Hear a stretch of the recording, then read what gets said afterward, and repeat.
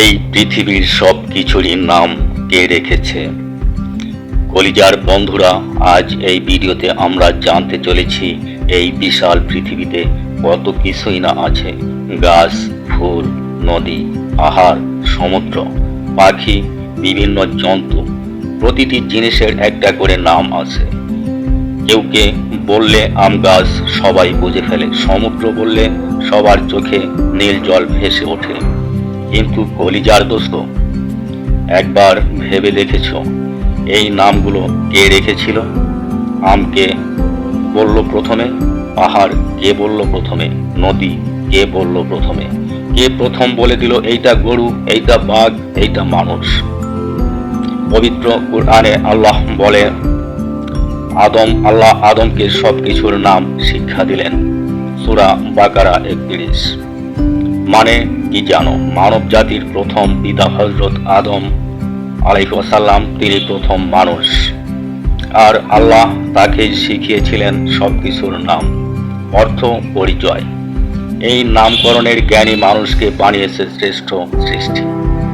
পশুরা কেবল আওয়াজ করতে পারে, কিন্তু মানুষ নাম জানে, বুঝতে পারে, শিখতে পারে, শিক্ষা দিতে পারে। কলিজার দোস্ত, আজ এই পৃথিবীতে হাজার ভাষা, লক্ষ নাম, কোটি শব্দ, সব শুরু থেকেই সেই প্রথম শিক্ষা থেকে।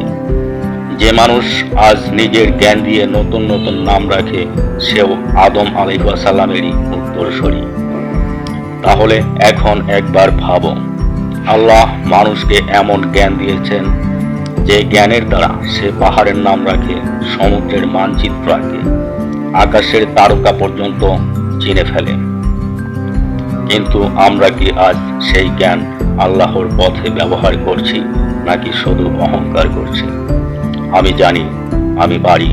জানো দোস্ত, আসল জ্ঞান হলো যে জ্ঞান মানুষকে আল্লাহর কাছে নিয়ে যায়।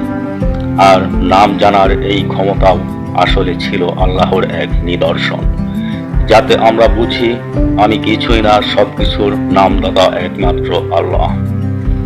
যদি আজকের ভিডিওটা তোমার মনে একটু হলেও চিন্তার দরজা খুলে দেয়, তাহলে ভিডিওটা শেয়ার করো, যেন অন্যরাও জানে এই নামের দুনিয়ার পেছনেও আছে আল্লাহর এক মহান শিক্ষা।